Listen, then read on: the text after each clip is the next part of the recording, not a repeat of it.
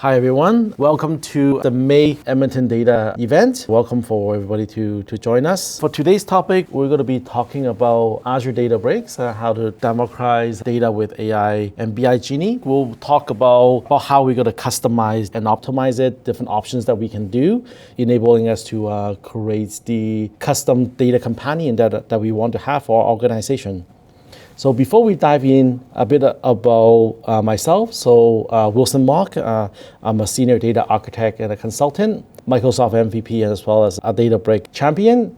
So if you want to follow me, you can find me on LinkedIn, GitHub, or at the YouTube channel, The Analytics Lab, where you'll find a lot of our previous recording there as well.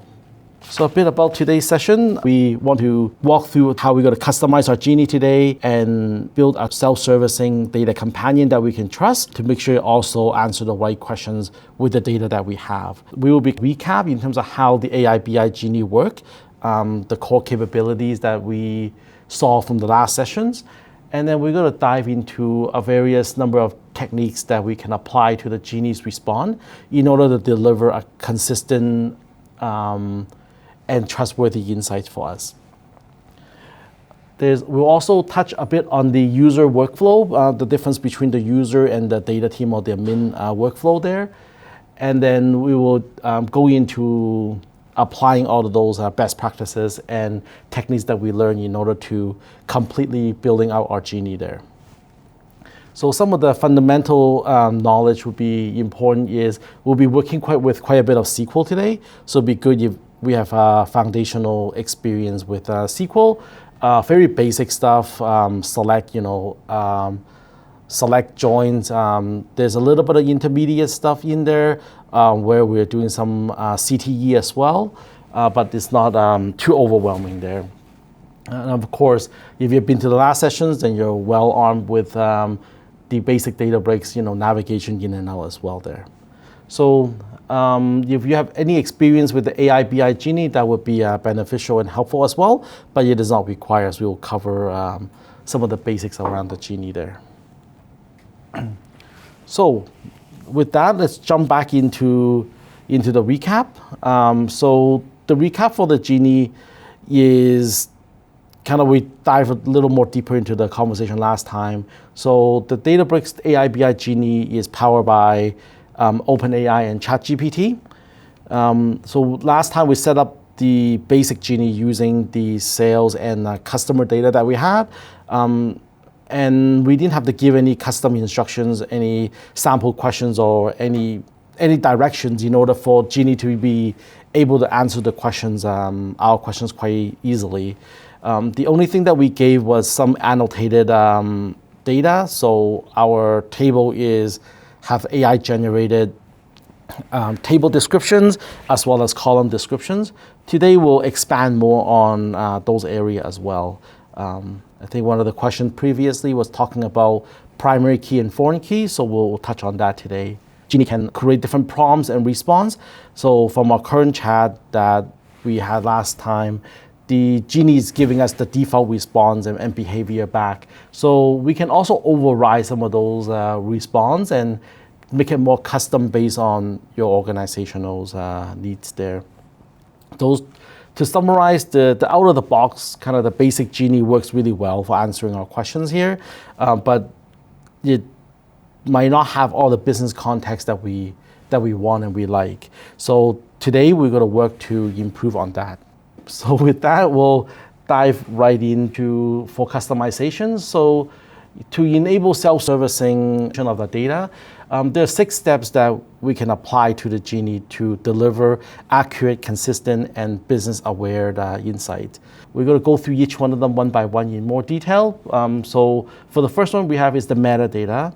As we mentioned earlier, the metadata provides the information for the Genie so that we can connect the data together. Table description, column details are very important to the Genie.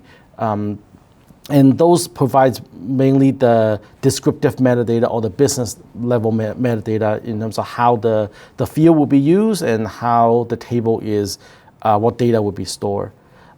Furthermore, we want to expand on that today to talk more around the technical metadata as well. So the primary keys, the foreign keys, any column naming convention that we can follow, that would help us establish a baseline for the Genie to work from. Okay. An important note here is that the Genie, in Databricks, they do not enforce a foreign key, primary key relationships. So all of that is primary just for hints and guidances. So do not expect Databricks to be, or the Unity catalog as a whole in Databricks will validate your primary key is unique or not. Okay, that's something we still have to do manually. It's not going to be part of that. So you can see on the right, we have the screenshots of what that could look like, and we'll dive into that a little bit more as we go through the demo. So in this screenshot, we set up the primary key, which is the little red arrow for the review ID.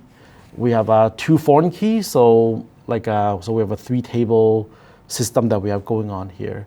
A lot of the column descriptions or column comments provides both the technical as well as the business aspect, right? For review day, for example, that's when the review is submitted, but the first 3 columns you see there are more technical in nature. They're the primary key or foreign key IDs for the system to use.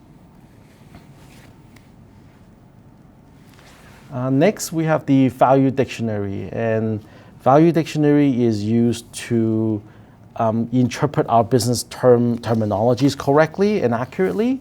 And this provides us with a domain-specific knowledge that the Genie needs in order to understand our business user or any user that are communicating using business terminologies. Okay. And the main focus there is we want to create any list of values that have low cardinality for the strings columns that we have. So for example, a good use case for that would be if you have a customer segment that you need to, that you often query by, right? So that would be a good column to use for your business terminology. Also, the value dictionary would be used to help clarify some of the terminology, especially around when a user made a mistype or anything like that. The list of value will be able to, they will use the list of value to try to interpret what you're trying to say and do the spell corrections required there. One limitations that we have is the value dictionary, we actually cannot maintain the list of value ourselves. All we can do is ask Genie to map the columns to a list of value, and they would sample our data to create their own dictionary themselves. So that's not something we can override or manage manually. We can only pretty much just turn it on and off. And the value dictionary also only applies to string columns only. So if you have a non-string column that you need to provide some list of value or dictionary mapping, then either you do that by creating a reference table, or you can use the custom instructions to provide that mapping. Of course, if you're going to go with the reference table, which is the standard, if you prefer, then you can create the value dictionary on the value of that mapping table. There are also some limitations around the amount of data you can have in the value dictionary, because this service or this capability is in public preview in Databricks. So we can only have 30 columns within a Genie, and for each column, only 1024 distinct value, and each value can only have 127 maximum characters there. So there's a limit of what we can do in the value dictionary. It should be just primarily used for mapping purposes. So a natural question would be, what happens if you have more than 1024 distinct value? So essentially, the Genie will truncate the amount of entry up to 10,024, and that's all they will see in terms of in the dictionary itself. That does not mean the data is gone. That just means if you have made a typo that Genie might not be context aware of certain terminologies because your list is too long or too big there. Okay. So on the right-hand side there, as you can see, just like the previous slide, we have a screenshot of what the value dictionary looks like in the data set itself for the Genie. So you can see that the city and the state, they automatically apply the value dictionary. I didn't have to do anything to enable that. But in some scenario, you might want to turn on the value dictionary, right? Business ID probably is a poor choice there, but as you can see, because the business ID is a string, we have the ability to add the value to the dictionary. Okay. The next one is the custom instructions. So the custom instructions really provides the Genie with the context, tones, and behavior that you want the Genie to have.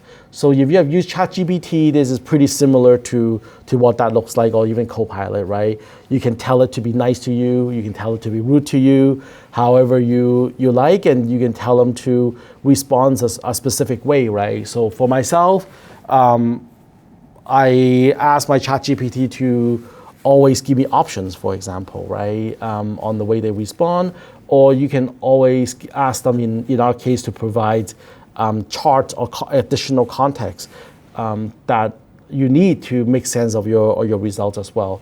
So instead of keep typing those different columns and different rows that you need, or the different columns that you need, you can use the instructions to simplify that for you. So every time you ask for some kind of an aggregate KPI, it will always come back with some context around that, either the name or the the description that you need. Okay. So the Genie, the instruction itself is understands Markdown formatting. So you can use headings, bullet lists, bold and italic and stuff and so forth. Those are all things that it will work out of the box. Just word of caution, when you type that in, sometimes the instructions will turn into like a markdown color, and sometimes it doesn't. But don't be alarmed by that. Regardless it turn the color or not, they are accepting those markdown structures. Some additional tips around that is make sure you be very specific and concise in what you want. Sometimes less is more when you're communicating with the intent that you want. So as we talked about earlier, the example that we will have is if you want to always return the customer location, right? You can simply tell the Genie to do that. Whenever I'm trying to get the annual revenue, make sure you return the users associated, or the business locations associated to that, or the department associated to that. You can tailor the language based on the expectation of your audience. So if you're releasing this for a junior or new hire person, or for the business person, you don't want to be too technical in terms of how you want your Genie to reply. You want the Genie to reply in the business tone, business terminology, so that you can get the Genie to speak the similar language as the user would, right? And they don't get frustrated by not knowing what the Genie is trying to communicate to them. If there's any reporting standard that you have in the organizations, or as well as common terminologies, also define them in here if we cannot do it through the other means like the value dictionary. That would help Genie make sure that the user doesn't have to make as many prompts as required, make the life simpler, which means there's a higher adoption rate with this tool. And since finally the last point there is, since we're using Markdown to format our our instructions, and we should organize them in a way that makes sense. That's easy for us to manage and maintain as time goes on. This is not a one and done type of deal, as the Genie is being used by more and more users. Then we will need to, just like any other software, we need to maintain that on a regular basis. So we'll touch on what the organization looks like around that during our demo. We'll provide more of a concrete example there. So the next item there is the trusted asset. So this is actually quite important in terms of for the Genie and as well as for us to deliver an accurate response to the users. So there's two types of trusted assets. The first one is SQL query. So you can provide your query examples that you can provide. You can create your SQL query example for the users and have expected query output. So they can easily know that if the question that they ask matches what your description or the name of your SQL query is, then they can easily use that information. You can do exactly the same thing, but for function as well.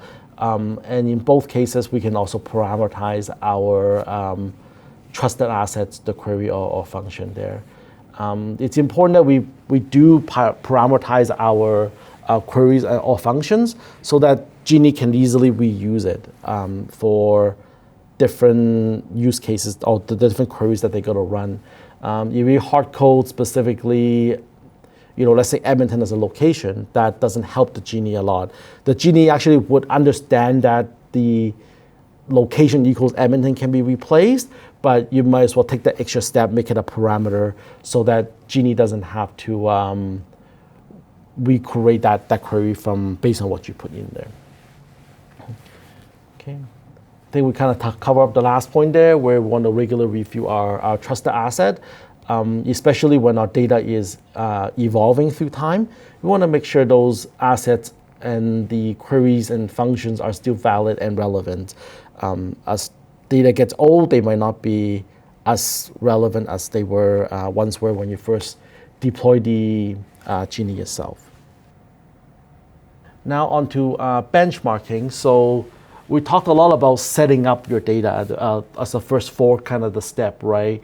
Giving your metadata, give it some list of value that you can reference to, giving some instructions and some hints and idea what to do.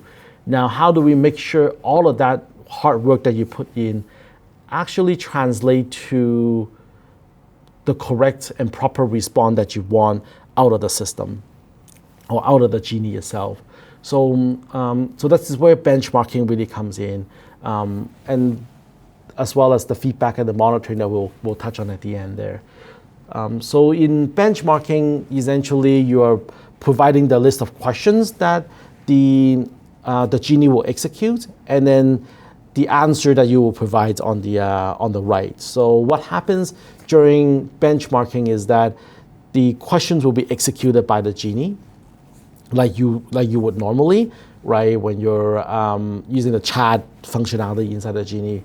And then whatever the output is, you will compare it with the SQL answer, or what they call the hard truth, that to make sure the response are accurate and is matching what you expect. And we want to make sure that the results are matching in some way or form. Now, it doesn't always match by default, right? When we do the testing, sometimes, as we know, all chatbots, they sometimes don't interpret the questions the same every time. Because of that, the benchmark can give you the capability to manually review the output as well if the result doesn't exactly match. So a good example is when you're returning your financial data by month, let's say, the date time format could be different. Sometimes they will return it in a timestamp format. Sometimes they would return it in a column, 2 columns. One is year, one is month. So both of them essentially give you the same aggregation value, but it's not the same in the way the system understands it, right? So without being too verbose, sometimes we have to manually evaluate the output if things doesn't go perfectly. Another important aspect of benchmarking as well is ensure that we can test different variations of wording or the languages that we have. So, for example, the different phrases that we will use for different users might be different. For me, I might say, "Give me the last 12 months of financial data." Another user might say, "Roll up the last 12 months of." Give me a rolling 12 months of data. So those are essentially asking for exactly the same thing, but in our case, they might give you very different results. So we want to ask our questions in different ways so that we can ensure that Genie is answering the questions correctly on that.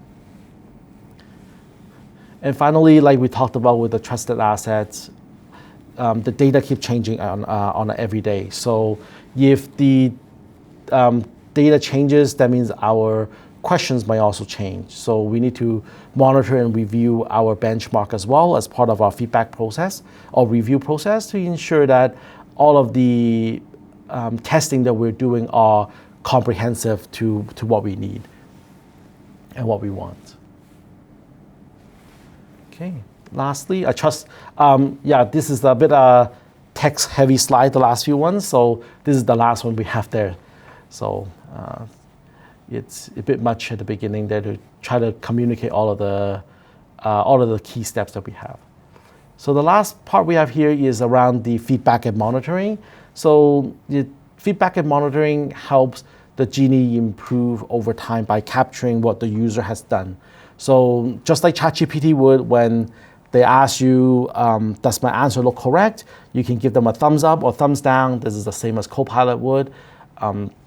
In the Genie, they give some additional options as well. So for example, is this correct? You can say yes. You can say fix it or request review. So when you say fix it, that basically say it's wrong and what is wrong with it. And request review, you put a comment also in to say what could be wrong with it. The main difference between fix it and request review is fix it should kick off the next run of the data, where request review is you look at the results, it's like that doesn't match anything at all. I need someone from the data team or the admin team to review the query that was produced. Maybe it needs to be added back into additional instructions, trusted assets, or create different benchmarks so that we can track those issues over time. So this is actually quite an important aspect of any chatbot or GPT kind of solutions. The feedback is, I would say, half of the battle that we face. The continuous improvement is it's very crucial in terms of the success of the solutions there. Just like any of the relationship that we have, right? Communication is the key aspect that we have. Not to try to humanize a chatbot here, but we're having many conversations with the chatbot on potentially on a regular basis, right? So getting the user involved is critical. The users are basically talking to us indirectly through the chatbot. So having a success criteria should be requiring or encouraging the different users to respond and give feedback to the chatbot. And the more feedback that you have, good or bad, it helps the data team or the administration team to implement different strategy or techniques to resolve those issues and make the chatbot works better overall. In the demo, we'll talk a little more about showing the code that it has in here, try to validate and review some of the SQL, right? I imagine at some point, when you release the Genie, you might get a call and say, this stuff is completely wrong, and you would hop on a call with the business users. So you can click on the show code to see if the Genie is at least somewhat correct or mildly correct, regardless which one it is, and then have the user either submit a review that you guys can follow up on, or try to use the fix-it prompt to alter or clarify the questions that they have. So with that, we'll jump into a demo here pretty quickly. So first of all, we talked about the 6 steps that we have in our AI BI Genie that we are going to build. Now, how do we really group them together in a way that that's sensible to what we're trying to do in the Genie space, right? So the first step really is define and prepare. We're trying to define the purpose and the audience that the Genie will serve. Either that is for financial data, right? The purpose is to generate financial reporting. The audience might be your CFO or certain operational manager, for example. We need to provide the right type of data for the Genie itself, and we're going to have to provide the different technical and business-driven metadata information so that it has the right information or the right metadata to understand what we're talking about.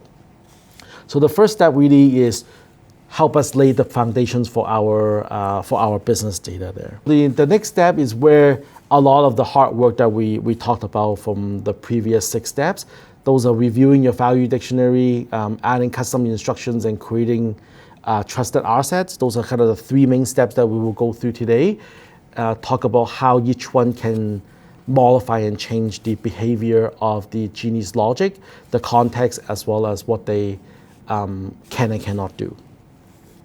Finally, as we mentioned, the last 2 steps, which is the benchmarking and the monitoring, those provide a feedback loop for us to validate our data, to make sure they are ensure that our Genie is still having high accuracy for any questions that the business might be asking us there.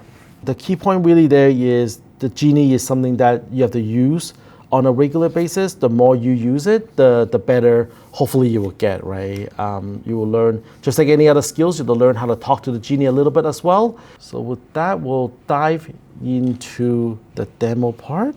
So first, let's dive into the data that we have. So today, in order to give the data with enough volume, we switch over to a Yelp data set that they made available for general usage, right? Non-commercial usage. So the Yelp data actually comes in a JSON format, a big JSON file, or many JSON files that they have. So in order for us to consume that data more efficiently for the Genie, I have to pull some of the attributes and flatten some of the nested structure inside the JSON. So those code will be available for you guys in the next few days there. But that's essentially what I have done here from the bronze to the silver. The bronze data is the JSON data that we read in. We just created that as a delta table. And then in the silver, we flatten those information up so that there's we reduce the amount of nested structure as possible. I did keep some of the elements as an array, which make things a little bit easier for us to query if there's multiple items in the list. But other than that, I try to keep them as simple and straightforward as possible. The best practice around that is ideally you would use the goal layer or the dim and fact tables as your base table for your Genie, which is more columnized structure, I guess, where instead of having it the normal form here.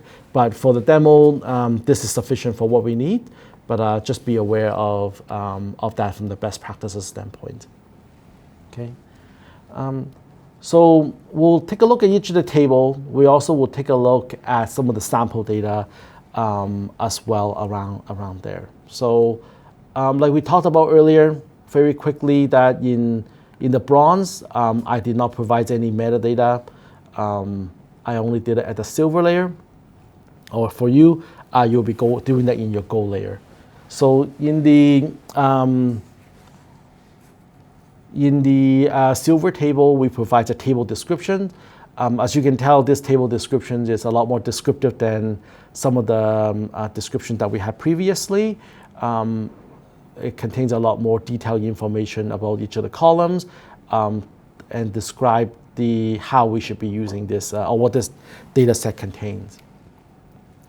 The other change that we had was in the column comments, we provided the comment based on more business context. For example, city is where the business is located, the unique business identifier from Yelp, the average star rating 1 to 5, providing more the business context of what that would look like, right? Instead of the stars, it's not very meaningful, it's average stars. So I didn't catch it earlier, but we should probably rename this column to be average star as well for the aligning to the naming conventions so that the Genie will have a good idea what that is. So this is kind of what I did for the review counts, right? So instead of just reviews, I renamed this column to be review counts so that we can tell the number of user reviews have been received by this particular business. Okay. This shows the data that we have. There's a lot of rows and columns in this database, but some of the key things that we notice is the city is a string, so I expect the city to be some type of a dictionary value. Our state is a 2-letter character for state. I don't think we emphasize that in our description. We should though. That would help our Genie understand the state of the province is a 2-letter characters only. We have things like the number of average stars, the review counts as we talked about earlier, and the category the business is falling into. So for the categories, there are a list of strings. In the original data, that's just a string with a comma separated value.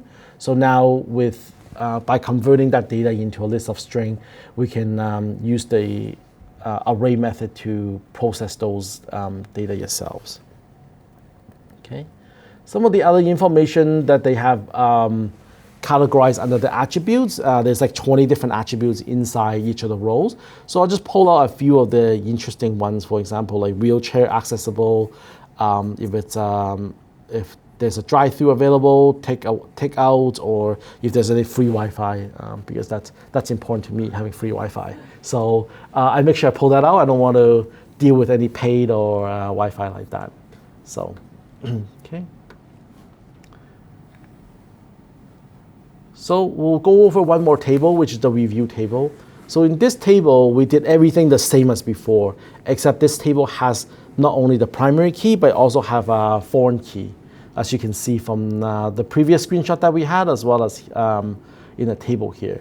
Again, just as a reminder, any foreign key or primary key are not enforced. It's for hints and recommendations only. So now, given that we have foreign key, we have relationship with other tables, right?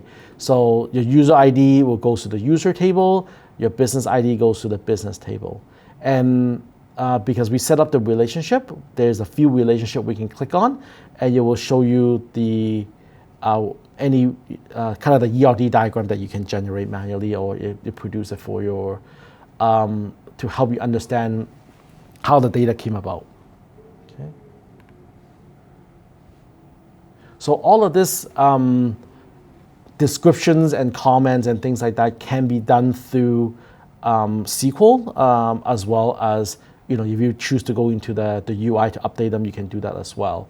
So I think it'll be a good idea to kind of showcase what that really looks like. Actually, okay. I guess I didn't copy into this workspace, so I'll share that in the sample code that we have as part of the my GitHub repository. We'll have that for you guys in a few days there. So I apologize for that. I thought I copied that one over, but we apparently didn't have that. So But yeah, so basically, I think it's two scripts that I have. One is to take the JSON data to convert it into the bronze table, one to convert it into the silver, and then as well as provide all of the metadata information is there. So it's three, I believe it's 3 notebook. You guys can read over them. It's pretty straightforward in what it does. Okay. Now, with that, let's jump over to the Genie itself. So those kind of the 2 out of the 4 tables that we talked about. The other one is the user table, which provides a lot of the user values, as well as the tip table, what kind of tip a user has give about the business in terms of, do you need to come early for lunch, or you can, they always have open tables available, that kind of things are part of our data sets there. So before we jump into the custom Yelp Genie, we're going to start looking at it from a basic Genie perspective. This is basically where we left off last time, but with a different data set. Okay, so in this Genie, all I'm doing is I selected the data that we have, the tips table, the user table, review, and business. We're not going to provide any hints or any trusted information for the Genie itself. And even for the settings part, only a title, a very short, meaningless description, just to help me, navigate from the selecting from the UI. And then we don't have any sample questions as well. So we'll first come into here. We'll provide a few of the questions that we want to ask for the demo, and see how the Genie reacts and look at what works and what doesn't work in this Genie itself. Okay. And then with that will inform us in terms of what needs to change and what needs to be modified in order to make the Genie work the way we want. Okay, so I'm going to be copying and pasting some of the questions here from my Word document that I keep track of all the tab, so you guys don't have to sit here and watch me type here. So the first question is, what are the top 5 most reviewed restaurants in Edmonton, Alberta? So that should be a pretty straightforward query, right? All we need to do is look at the business table, find all of the restaurants under the business category or the category itself, and take a look at all the reviews, the count of the reviews more specifically, and then find the top 5 with the highest count. So that's what I expect from the query itself. Now, normally you would do that from pretty much one straight select query, right? Like from what I described, it's one table, you're doing some group by, you're doing some count, should be pretty straightforward. But that's not really how the Genie thinks. The Genie thinks from breaking down your sentence itself, your question, into individual components. So with that, they are essentially doing a sub-select statement, or what they call CTE, with the with command. So this query that will get ran later on from the select statement, but don't worry too much about that detail. But what we really want to understand is this select itself. So this is saying that I want the business, the name, and the the review count from our business table. Great, that's exactly what we want. From city is similar to Edmonton, and then the state is Alberta, or the province is Alberta. You're like, okay, that seems okay. Now, why did they break that up? They're just returning this list, right? So what are they trying to do here? So the next step, the reason why they broke that up, it's because we're really trying to order and limit by the value. So especially if you're doing ranking and things like that, this becomes much more transparent why they're breaking up the 2 query. They're trying to eliminate or reduce the number of data coming in, and then they're applying the group by or the order by in this case, and the limit of the entry from the query itself. So that's helpful information as you're reviewing the different queries, as they could have a lot of mini little steps that they go over. That's what they kind of do here. Okay. Sorry about that. There was just someone coming by. Yeah, so that's kind of what the first query did. It looks quite correct. Yeah, Duchess is in here. Meat, those are pretty common in terms of top restaurants that most people visit. This data set is dating back a few years. I think it's up to 2022 January, so it doesn't have the most relevant, most recent information. But there are a lot of names that we do recognize in this data set. So for this, I'm going to say, yeah, this is correct. Thank you for your feedback and letting us know this is working. Okay. So the next question that we would ask, for example, is around the how about the reviews, right? So we know about the number of top businesses that's being reviewed, but how many reviews do we get in Edmonton in Yelp for month over month in the last 12 months? Let's see what the Genie comes back with around that. So that's good. The Genie is basically saying that I need to pull the review table, which contains the dates of the review and the business in order to know that the location, which is in Edmonton. Now you see that on the in the screen there, the little spinny circle says attempt number 2, attempt number 3. That means that Genie is thinking pretty hard in terms of trying to figure out what is going on with we want to do here. And this is a sign that the Genie might need some help in terms of figuring out what to do with this query. Now, this query returns no data back. And it seems to be doing the right thing by taking the current day minus 12 months. But as I mentioned a second ago, the Genie is not smart enough to know that our data set only goes back to 2022. This is like a snapshot in time data. You might need to, that's something we need to provide custom instructions on to help with that. So that's why it doesn't give any data back here, okay? We'll do one more example before we move into the custom Genie there, okay? Now, how about if we want, oops, actually that's the wrong comment, apologize. We wanted to ask,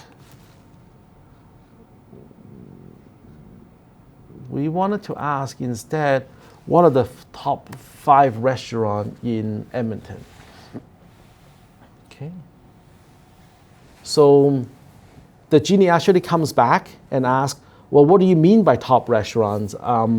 Is it the number of reviews, the ratings, or a combination of the both factors, right? So every time your user uses this, they will ask you this same question, and that's quite not helpful in terms of getting the business to adopt this software, this tool, this Genie itself. And that's because the business has a standard definition of what top restaurant means. That's with an average rating of 4.5 or higher, and at least 100 reviews done on them. So with that additional context, the Genie is able to execute the query that we're looking for there. Okay.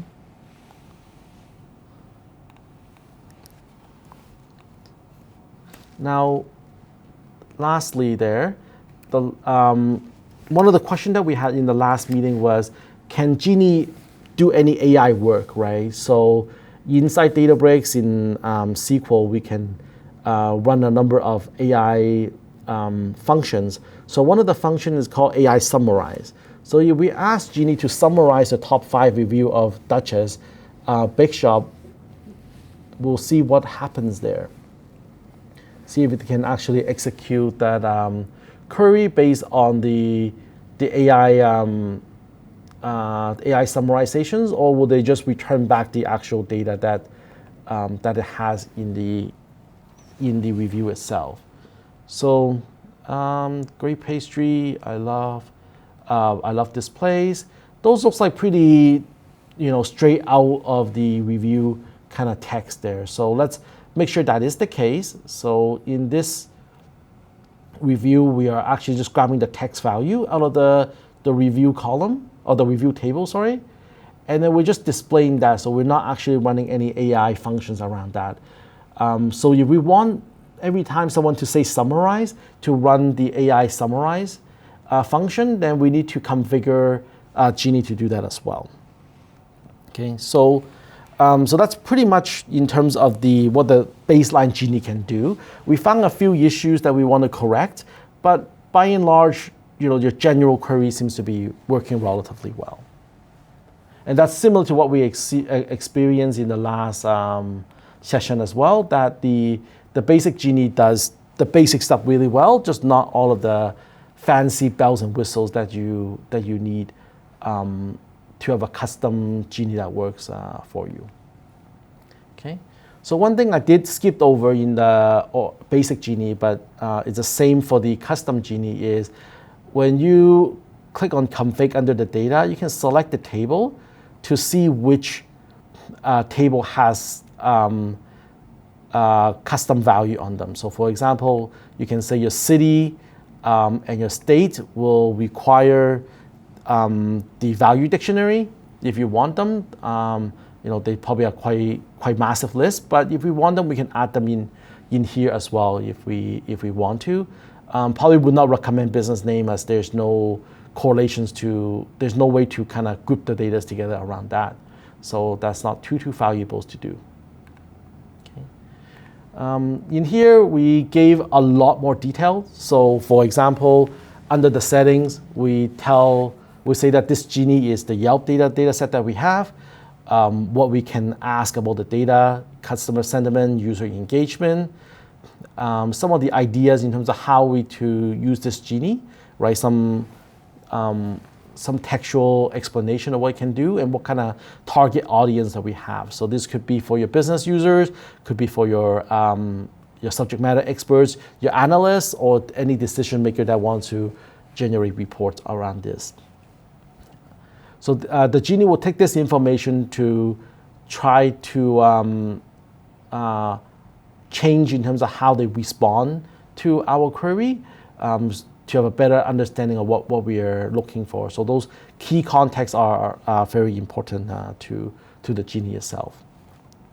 Now, some of the questions that you see here are the questions that we asked a little while ago, like let's say the Duchess Bake Shop, for example. So we added all those samples questions here so users have a good idea of what they can ask the Genie do and not do itself.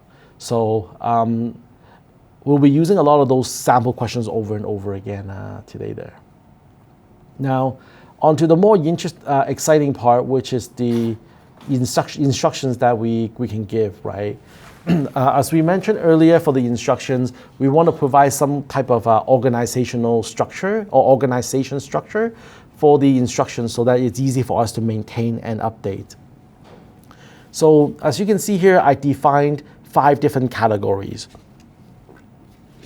The first one is tone and format. So basically how your Genie will talk to your user. Do you want them to be professional, to be funny, to be mean even? Some people want to speak of a very particular way, for example. You can provide that in terms of for the Genie. So for what we talked about also, for anything that's including for numerical results, always includes context, like we talked about earlier, like your city, your category. If you want to do some type of KPI aggregate, make sure you return the context of the data as well. We provide additional instructions for the business meaning or the context for the business. So for example, what is an elite user? A elite user is someone that has written a review where the elite year count is bigger than 0. So they've been at least 1 year as an elite, nominated as an elite user. And also some context around when you say top businesses, what does that mean? So there's a lot of synonym around that as well. So for example, top rated, best, highest rated businesses, those are all interpreted as the same thing, which is top businesses. So it's important for us to provide some synonym that to help guide the Genie along when they cannot easily resolve the different combinations of text as well around that. Okay. They're the same thing. If you're unclear what is popular, what is the best, for example, any unclear terminology, make sure you ask. You're telling the Genie to be more explicit, or else it might just go ahead and guess what it can do. We also provided, for the logic area, we also provided a detail saying that when we're asked Genie to run summarize, we actually mean AI summarize. And we can pass in the optional parameters of the maximum number of words coming back, so that the Genie can actually know that we need to execute that question with AI summarizations. So we don't get 50. I think 50 is the default number of maximum words that come back. But in this case, you can shrink it. You can do AI sentiment analysis on the data if you need to. So you can do that as well. Just be mindful if you're running anything AI related. It is very intensive in terms of the compute cost. So make sure you reduce the number of data sets before you execute any AI functions. Okay. One thing we mentioned earlier is for the limitation and guardrail section is our data only goes up to January. So in here I put in a text that basically tells the Genie that today's date it is January 19th. There's no other days that they should be considered. And I also have a fun section here that you can put in where if you ask anything about Neverland, you would kind of give you a witty response with an image that you can show. So we will do that in a second. It's not always the Genie is not always for serious business. It could be for something fun as well. Okay. Lastly, we defined a particular SQL query. In this case, is to what the query is for top businesses, the type of the business in a given city. So in here, I have two different parameters. One for the business category, which is, in our case, for the example, is restaurant, and then the other one is the city, which is Edmonton. So when you run this query here, it will give you the result that you might be looking for. We of course, in addition to that, we embedded the number of stars and the review count that we talked about earlier. So with this query defined, then user doesn't get asked about what is a top business, right? It's baked into the query itself. The main difference I would use query versus instruction is when you start getting really complicated or array contain kind of conditions, it is best to leave those to a query and not have too many instructions in your instruction set, or else Genie would not know how to prioritize one over the other. I'm going to ask maybe one or two interesting questions to the Genie so that we can cover the last part of the benchmarking, which is very important to what we do, what we need to do there. So maybe we'll start with some of the questions like, what are the top 5 restaurants in Edmonton? Right, this should be pretty straightforward now.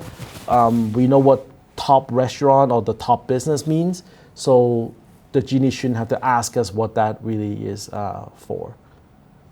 Okay, as you can see here, it is detecting that query is the one that matches what we're looking for, and it uses the baseline silver business query table to obtain our data. Okay, so we're going to say, yeah, this is correct.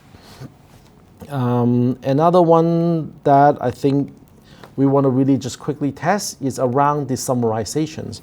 So if we asking it to summarize, what will happen now?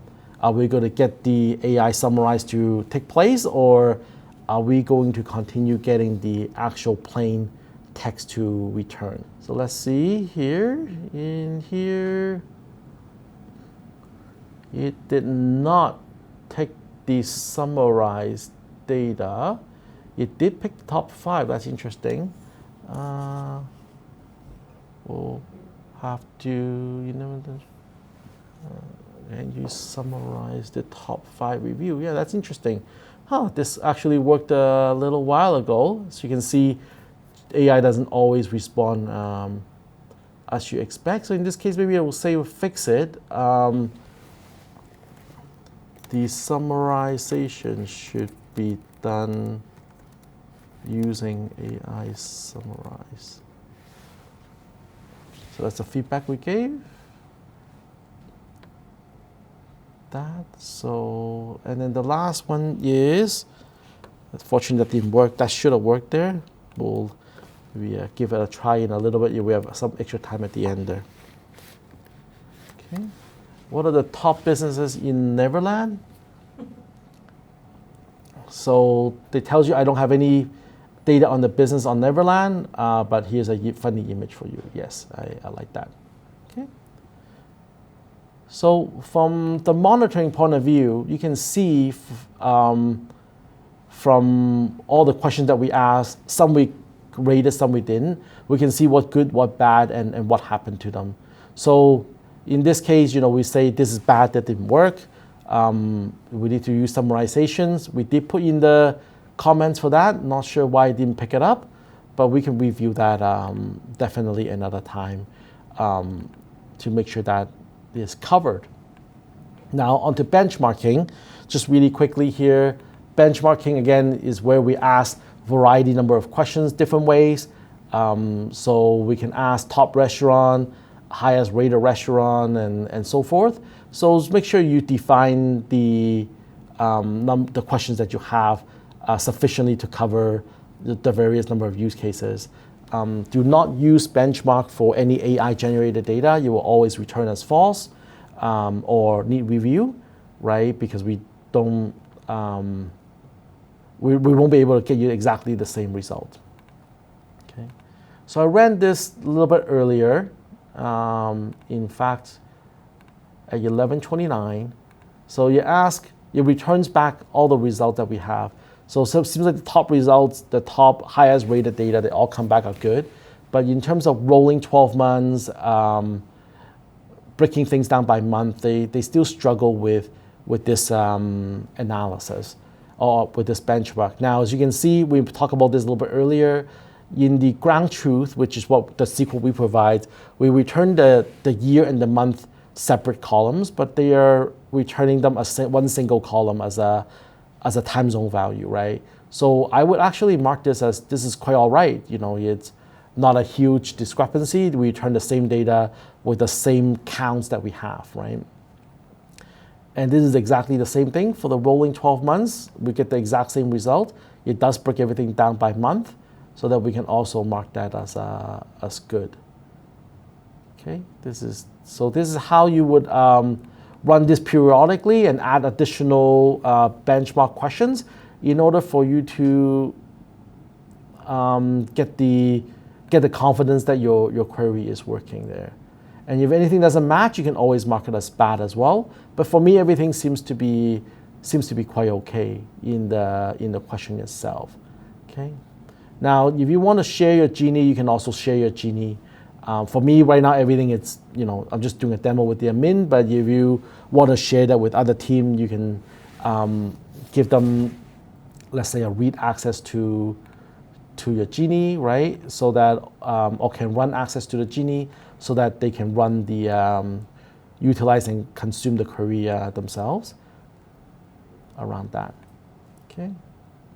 I think that's wrapped up the demo section here. Now we're going a little bit over time, so we'll just quickly wrap up the last point here for us. So to democratize the data that we need, our user demands that they can talk to the data, right? There's no more them running queries on their own. It makes things a lot easier for the business users or for anyone that might not be too familiar with the data. So Genie is a great use case for using that, but it does require some thoughtful thinking and setup to make that work. Some of the setups require things like metadata, value dictionaries, trusted assets. Those components can help Genie interpret the questions and generate reliable answers. Custom instructions aligns the Genies with the proper tones and logic, as well as prioritize our business context there. For benchmarking and feedback loop, those are essential to what we need to do. As you can see as you saw in the monitoring tab, we know which query the users has ran, and we can take those bad or need review queries to take it forward, to analyze them, maybe add them into the benchmarking or add them into additional assets or instructions to improve our data companion's accuracy and reusability. And yeah, with that, we'll have the source code and some of the detail available to you guys in a few days there. Didn't get a chance to wrap that up as things got quite busy today for myself. So with that, thank you everyone for the May sessions. And yeah, hope to see you guys next month. We're still working out the detail for what the next month's topic is, but we'll let you guys know as soon as we have them. Thank you for your time today, and yeah, please feel free to reach out to me on LinkedIn if you guys have any other questions as well. Thank you. Have a good day.